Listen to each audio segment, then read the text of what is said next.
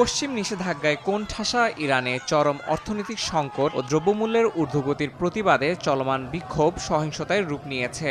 গত ৩ বছরের মধ্যে দেশটিতে হওয়া সবচেয়ে বড় এই বিক্ষোভে নিরাপত্তা বাহিনীর সঙ্গে সংঘর্ষে বেশ কয়েকজন নিহত হয়েছেন। এমন প্রেক্ষাপটে ইরানকে কড়া বার্তা দিয়েছেন মার্কিন প্রেসিডেন্ট ডোনাল্ড ট্রাম্প। সামাজিক যোগাযোগ মাধ্যমে তিনি বলেন, শান্তিপূর্ণ বিক্ষোভকারীদের ওপর গুলি চালিয়ে হত্যা করা হলে চুপ থাকবে না যুক্তরাষ্ট্র। আমরা প্রস্তুত। এমন মন্তব্য করে সম্ভাব্য পদক্ষেপের ইঙ্গিত দিলেও কী ধরনের হস্তক্ষেপ হতে পারে তা স্পষ্ট করেননি প্রেসিডেন্ট ট্রাম্প। ট্রাম্পের এই বক্তব্যের দ্রুত প্রতিক্রিয়া জানিয়েছে তেহরান।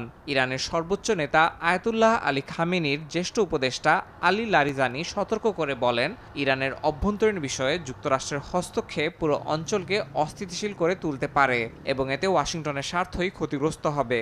মধ্যপ্রাচ্য জুড়ে সম্ভাব্য বিশৃঙ্খলার আশঙ্কাও তুলে ধরেন তিনি। প্রায় এক সপ্তাহ ধরে চলা বিক্ষোভে বেশ কয়েকজনের নিহত হওয়ার খবর দিয়েছে আন্তর্জাতিক গণমাধ্যম। অর্থনৈতিক সংকট, লাগামহীন মুদ্রাস্ফীতি ও রিয়ালের রেকর্ড দরপতন থেকেই এই বিক্ষোভের শুরু। বিভিন্ন প্রদেশে নিরাপত্তা বাহিনীর সঙ্গে সংঘর্ষে বেড়েছে হতাহতের সংখ্যা। তবে তেহরানের রাজপথে নেমে আসা কিছু বিক্ষোভকারীর কাছে ট্রাম্পের হুঁশিয়ারি আশার বার্তা নিয়ে এসেছে। তারা জানান, ট্রাম্প বা ইসরায়েলি প্রধানমন্ত্রী নেতানিয়াহু কিছু বললেই প্রশাসন চাপে পড়ে। তেহরানের কিছু বাসিন্দা বলেছেন, ট্রাম্পের মন্তব্যে আতঙ্কিত না হয়ে আইনসম্মত ও শান্তিপূর্ণ বিক্ষোভ চালিয়ে যাবেন তারা। ইয়াসিন মোহাম্মদ জিসান, সময় সংবাদ।